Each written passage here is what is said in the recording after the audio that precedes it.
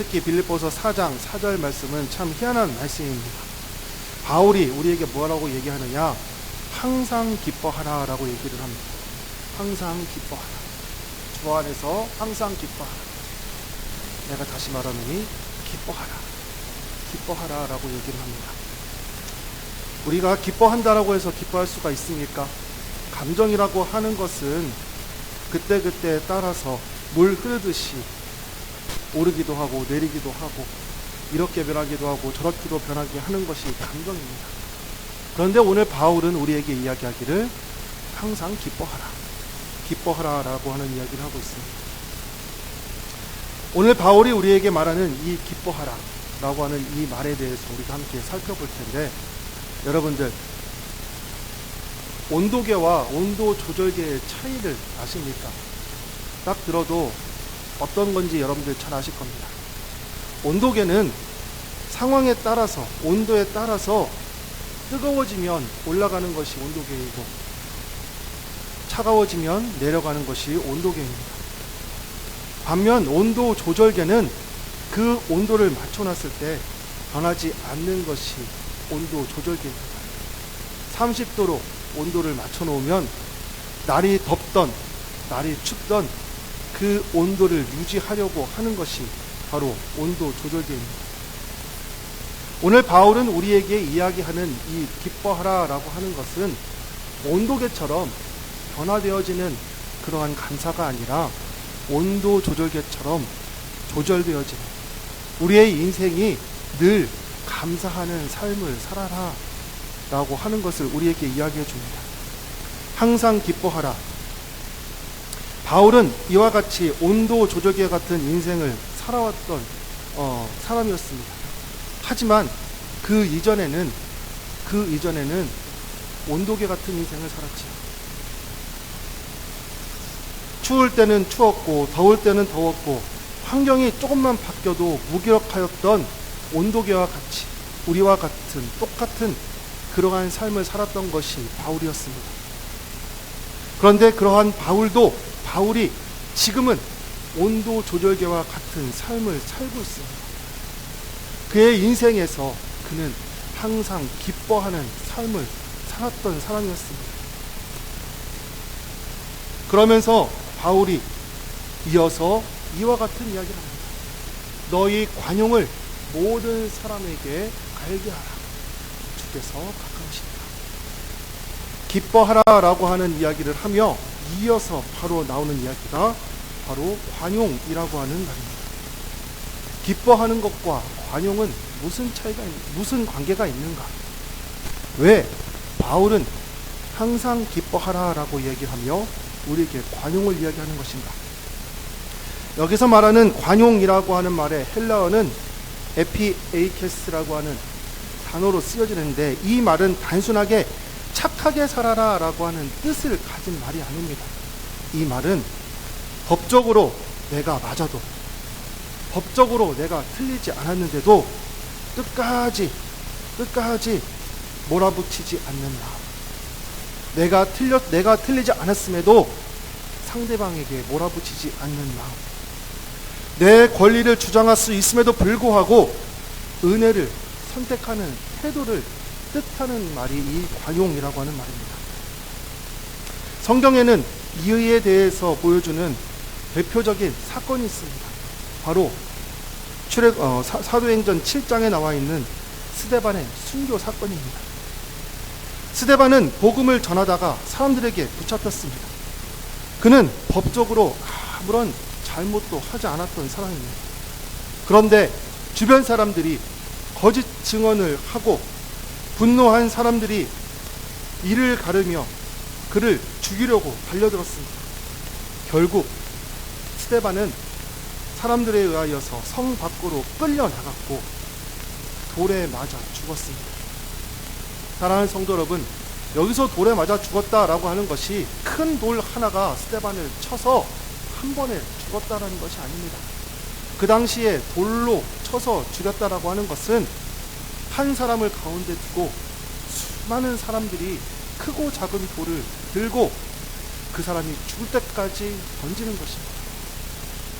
한 번에 죽는 것이 아니라 고통 속에서, 고통 가운데서 천천히 그 고통을 받으며 죽게 하는 것이 바로 이 돌로 쳐서 죽이는 장면입니다. 스데반은 그때 뭐라고 기도를 합니까? 그때 스데반은 돌을 던지는 가운데, 돌을 맞는 가운데 이와 같은 모습을 보입니다. 무릎을 꿇고 크게 불러 이르되 주여 이 죄를 그들에게 돌리지 마옵소서. 여러분들 이것이 이해가 되십니까? 자기를 죽이려고 하는 사람들을 향하여서 기도하기를 주님 저 사람들을 용서해 주십시오. 법적으로 내가 아무런 잘못은 없지만 그래 내가 아무런 죄를 범하지 않았지만 나를 무죄한 가운데도 나를 해하려고 하는 저 사람들을 용서하여 주십시오. 상처받은 사람들은 인간은 본능적으로 복수하고 싶은 마음이 끓어오릅니다. 나를 아프게 하면 아프게 한 대로 갚아주고 싶어 합니다. 억울한 상황에 처하면 어떻게 해서라도 내가 그 억울함을 벗어나고 심지어 그보다 더 큰 복수를 하고자 하는 것이 인간의 마음입니다. 그런데 오늘 스데반은 마지막 순간에 그러한 미움을 붙잡지 않았습니다. 왜 그렇습니까? 성경에서는 그가 성령에 충만하였다라고 이야기가 되어 있습니다. 그는 성령에 충만한 사람이었습니다. 그는 분노가 충만한 사람이 아니라 성령에 충만한 사람이었습니다. 예수님께서 죄 없으신 그분께서 나를 대신하여 죽으셨고 살 수 있는 권리를 포기하시며 십자가에 못 박혔던 그 예수님께서 죽으셨고 그분이 보내주신 성령님이 그 가운데 가득하게 그 가운데 임재하니 그것을 경험한 스데반은 그 역시도 분노의 마음, 복수의 마음을 품는 것이 아니라 그 예수님의 마음, 그 하나님의 마음을 갖게 된 것입니다. 생각해 보십시오. 만약 스데반이 하나님 저 사람들을 절대로 용서하지 마십시오. 저들을 반드시 복수해 주십시오 라고 하는 마음으로 그 자리에 있었다면 아마 스데반은 죽으면서 그의 영혼은 이런 분노에 휩싸였을 것입니다. 그 분노가 그의 죽음 가운데 함께했을 것입니다. 그런데 그는 용서했습니다. 돌을 맞으면서 하늘을 바라보며 하나님을 바라보며 그들을 용서하였습니다. 사랑하는 성도 여러분, 이것이 복음의 능력입니다. 상황이 좋아서 평안한 것이 아닙니다. 환경이 바뀌어서 기쁜 것이 아닙니다. 예수님이 내 마음을 다스리시니 그분이 내 미움을 없애주시고 사랑으로 나를 채워주시니 내 마음이 평안해지고 기뻐해지고 내 마음에 주님 은혜 안에서 감사가 넘치게 되는 줄 믿습니다. 사실 이 스데반의 죽음의 현장 가운데 이 장면을 봤던 많은 사람 가운데 특별하게 한 청년이 있었습니다. 그 장면을 보고 충격을 받았던 한 청년이 있습니다. 그의 이름은 사울이었고 이후에 그의 이름이 바울로 바뀌었습니다. 그가 바로 오늘 빌립보서를 쓴 사도 바울입니다. 스데반의 용서하는 모습, 기도하는 모습, 그것은 사울의 인생의 흔적으로 남았을 것입니다. 바울은 스데반을 통해서 온도계같이 변화무쌍한 인생이 아니라 온도 조절계와 같은 인생을 살아간 스데반을 보았고 그분을 만나주신 예수님을 보았고 그분이 짊어졌던 십자가를 보았습니다. 죽음 앞에서도 기뻐하는 모습. 빌립보서 4장 5절 말씀 다시 한번 읽어보면 너의 관용을 모든 사람에게 알게 하라. 너의 관용을 모든 사람에게 알게 하라. 바울은 스데반을 통해서 하나님을 알게 되었습니다. 사랑하는 성도 여러분, 저와 여러분들을 통해서 우리 주변 사람 하나님을 알게 되는 그런 은혜가 있으시기를 주님의 이름으로 축복합니다. 저와 여러분들의 용서를 통해서, 저와 여러분들의 관용을 통해서 우리가 세상 사람들과 구별되어지고 다른 모습을 주변 사람들에게 전파하고, 우리를 통하여, 우리의 모습을 통하여 우리 가운데, 우리 주변 가운데 바울과 같이 쓰임받는 사람, 변화되어지는 사람, 바뀌는 사람이 나타나시는 저 여러분들 되시기를 주님의 이름으로 축복합니다. 어제 이 말씀을 준비하고 있는데, 사무실에서 준비하고 있는데 바깥에서 쨍그랑 하는 소리가 들렸습니다. 그리고 사모님이 찾아와서 얘기를 합니다. 지하의 아이들이 유리문을 깨뜨렸어요. 그래서 내려가 봤습니다. 내려가 보니 공놀이를 하다가 유리문을 쳐서 깨뜨린 겁니다. 관용. 제 안에 하나님께서 주신 음성, 관용. 그래서 아이들한테 얘기했습니다. 그래, 더 큰 유리 안 깼으니 다행이다. 거울을 안 깼으니 다행이다. 유리 조각이 건물 밖으로, 문 밖으로 튕겨 나갔으니 다행이다. 그래, 앉아있어. 사랑하는 성도 여러분, 그 아이들이 저와 여러분들의 모습을 통하여서 복음을 모르지만, 아직 예수님을 모르지만, 하나님을 모르지만 세상과 다른 사랑을 경험하고 저와 여러분들을 통하여서 하나님을 만나 스데반과 같은, 바울과 같은 아이들이 우리 교회에서 나타나게 될 줄 믿습니다.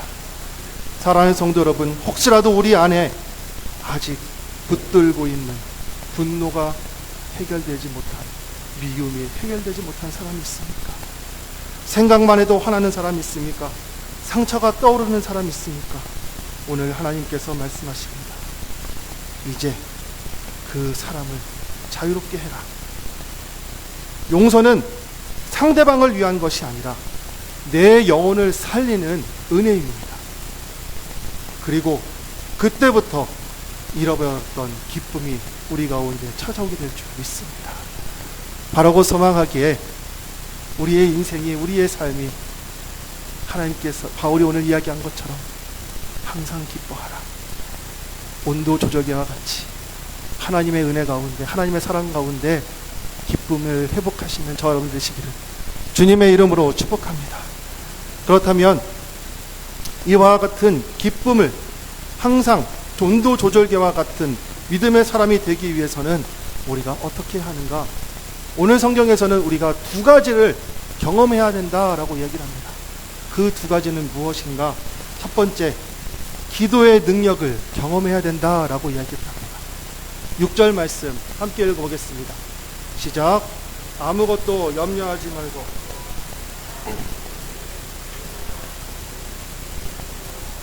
감사함으로 하나님께 아뢰라. 아멘. 이 본문을 보면서 발견하는 것은 우리의 인생에서 우리가 선택할 두 가지가 있다는 것입니다. 첫 번째는 평생 환경에 갇혀서 염려와 두려움에 사는 것, 또 다른 선택지는 하나님께 기도하는 것이다. 성경은 아무것도 염려하지 말고 항상 기뻐할 수 있도록 기도해야 된다라고 우리에게 이야기를 합니다. 어떤 목사님께서 해주신 재미난 예화입니다. 기도를 강조하던 어느 교회가 있었다고 합니다. 이 교회는 상가 4층에 있었던 교회였는데 그 교회는 밤낮 열심히 기도하며 하나님께 부르짖던 교회였다고 합니다. 그런데 어느 날 3층에 새로운 사업장이 들어왔는데 술집이 들어왔다고 합니다. 그래서 이 교회가 밤낮으로 기도했다고 합니다. 하나님, 어떻게 교회 밑에 술집이 있을 수가 있습니까? 저 술집이 망하게 하여 주시옵소서. 저 술집이 망해서 나가게 하여 주시옵소서. 그런데 어느 날 진짜로 그 술집이 망해서 나가게 됐다고 합니다. 그래서 그 술집 사장이 교회를 고소했다고 합니다. 저 교회가 기도해서 우리가 망했다. 결국 재판까지 가게 됐고 교회 목사님은 피고석에, 술집 주인은 원고석에 앉았다고 합니다. 술집 주인이 원고석에서 이렇게 얘기했다고 합니다. 이 교회가 기도하는 바람에 우리가 망하게 되었으므로 교회가 이에 대해서 배상을 해야 합니다. 그러자 목사님이 일어나서 이렇게 얘기했다고 합니다. 아니, 교회가 기도한다고 술집이 어떻게 망해요? 술집 주인은 기도의 능력을 알고 기도해서 망했다고 얘기를 하는데, 목사님은 어떻게 기도한다고 술집이 망할 수 있느냐? 재판장은 누가 진짜 목사인지 모르겠다라고 이야기했다고 합니다. 이와 같은 이야기가 성경에도 기록되어져 있습니다. 사도행전 12장에 보면 성도들이 베드로가 감옥에 갇혀 있는 것을 보고 함께 모여서 기도했다고 합니다. 이에 베드로는 옥에 갇혔고 교회는 그를 위하여 간절히 하나님께 기도하였다. 그러자 성령의 능력으로 기적과 같이 베드로가 감옥에서 풀려났습니다. 베드로는 사람들이 모여있는 곳으로 갔습니다. 그곳에서 대문을 두드렸습니다. 그때 로데라고 하는 여자가 그 문소리를 듣고 나가보니 베드로의 음성이었습니다. 너무나도 기뻐서 기도하는 사람들에게 뛰어와서 얘기를 했습니다. 우리가 기도했던 그 기도가 응답됐습니다. 베드로가 찾아왔습니다. 베드로가 풀려났습니다. 이에 기도하던 사람들이 이렇게 얘기했다고 합니다. 그들이 말하되 네가 미쳤어. 그게 말이 돼? 그들이 생각할 때는 감옥에 갇혀있는 베드로는 지금 나올 수가 없었던 것입니다. 그런데 그들은 조금 전까지만 해도 뭐라고 기도했습니까? 베드로를 감옥에서 풀어달라고 기도합니다. 그래서 정말 그 기도가 응답이 되었는데도 그 응답을 보지 못하고 깨닫지 못하고 알지 못했다는 것입니다. 이 이야기들이 우리에게 주는 메시지는 무엇입니까? 오늘 살아가는 우리가 정말 기도의 능력을 믿고 기도하고 있냐는 것입니다. 정말 우리가 기도한다라고 하는 그 기도에 하나님의 능력을 우리가 정말로 믿고 신뢰하며 하나님께서 들어주실 것이다. 하나님께서 응답할 것이다. 하나님께서 반드시 응답해 주실 것이다라고 하는 믿음을 가지고 기도하고 있냐라는 것입니다. 교회에서 목사님들이 기적을 선포해도 많은 성도들이 놀라지도 않습니다. 목사님은 늘 그렇게 이야기를 하니까 아무런 기대도 갖지 않고 습관적으로 아멘을 합니다. 또한 자신의 삶 속에서 하나님이 없이는 설명할 수 없는 일들이 일어나지 않는데도 불구하고 조금도 놀라지 않는 성도들이 있습니다. 기도의 능력을 경험하지 못해서입니다. 기도의 능력을 신뢰하지 않기 때문에 그렇습니다. 사랑하는 성도 여러분, 기도에는 능력이 있습니다. 기도는 단순하게 우리의 심리적인 위안을 주는 것이 아닙니다. 기도는 묵상이 아닙니다. 기도는 수련이 아닙니다.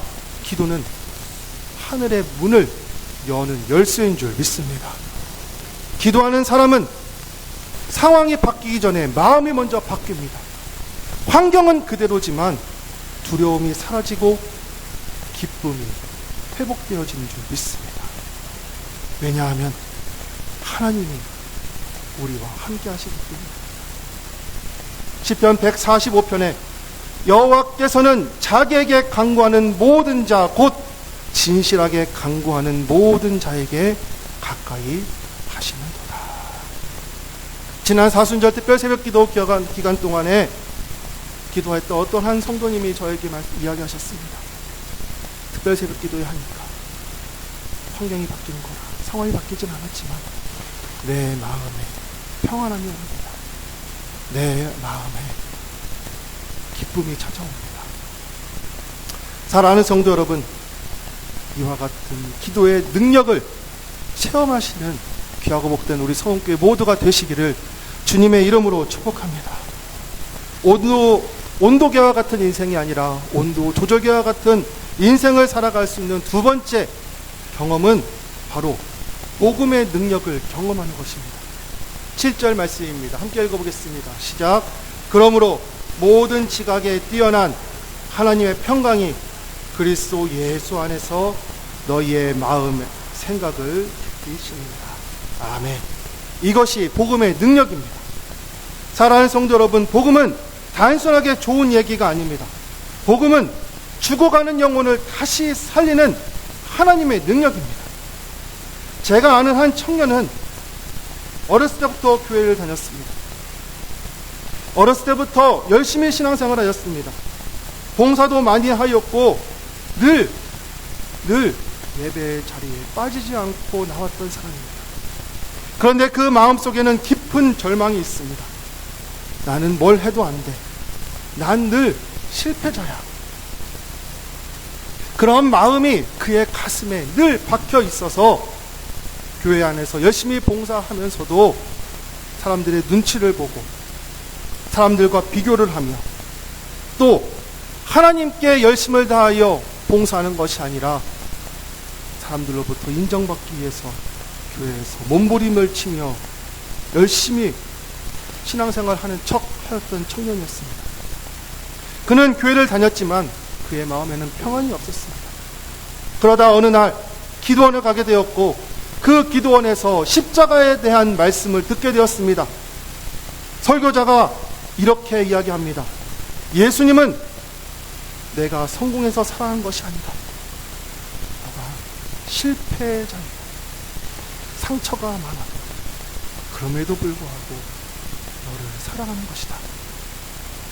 그날 예배가 끝나고 그 청년은 한참을 울었습니다. 진실한 사랑을 경험하였고 진짜 참 부모이신 하나님을 만나게 되어서 그곳에서 펑펑 울며 그곳에서 회복이 되어졌습니다. 그렇지만 그의 상황은 바뀐 것이 하나도 없었습니다. 집안의 문제는 그대로였고 미래에 대한 불투명은 여전하였습니다. 그렇지만 그의 마음이 달라졌습니다. 자신을 짓누르던 두려움이 사라졌고 근심과 걱정이 사라졌습니다. 왜냐하면 처음으로 하나님이 나를 사랑하신다라고 하는 그 사실을 가슴으로 믿었기 때문에 그렇습니다. 그 청년이 여러분들 앞에 서 있는 저입니다. 복음의 능력을 경험한 것입니다. 복음은 단순한 지식을 전하는 것이 아닙니다. 마음속에 터질 것 같은 그 감동이 바로 복음입니다. 모든 지각에 뛰어난 하나님의 평강이 우리의 마음과 생각을 지켜주는 것, 그것이 복음입니다. 오늘날 우리 교회의 한국 교회의 가장 큰 위기는 무엇입니까? 복음을 모르는 것이 아닙니다. 복음이 너무 익숙한 것입니다. 십자가 얘기를 모르는 것이 아닙니다. 십자가의 그 감격이 사라진 것입니다. 예수님이 날 위해 죽으셨다라고 하는 그 이야기를 들어도 더 이상 가슴이 뛰지 않는 것이 위기입니다. 사랑하는 성도 여러분, 다시 우리 가운데 이 복음이 우리 가운데 다시 샘솟는 귀하고 복된 우리 모두가 되시기를 주님의 이름으로 축복합니다. 복음을 통하여서 기도가 회복되어지게 되고 복음을 통하여서 우리의 눈물이 회복되어지게 되고 복음을 통하여서 우리의 사랑이 회복되어지는 것, 하나님의 평강이 우리의 마음과 생각을 지킴으로 우리가 기뻐할 수 있는 삶을 사는 것. 우리가 잘 아는 찬송가 370장, 주 안에 있는 나에게 딴 근심이 있으랴 십자가 밑에 나아가 내 짐을 풀었네. 그 두려움이, 근심, 걱정이 변하여 내 기도가 되었고 우리의 한숨이 변하여 우리의 노래가 되었다. 내 주는 자비하셔서 늘 함께 계시고 내 궁핍함을 아시고 늘 채워주십니다. 할렐루야. 주님을 찬송하면서 할렐루야, 할렐루야. 내 상황이 바뀌지 않았어도, 내 환경이 바뀌지 않았어도, 내 앞길이 멀고 험해도 주님이 나와 함께 하시니 나는 주님만 따라가며 기쁨을 회복하겠습니다. 기쁨을 회복하겠습니다. 우리 함께 찬양 부르겠습니다. 주 안에 있는 나에게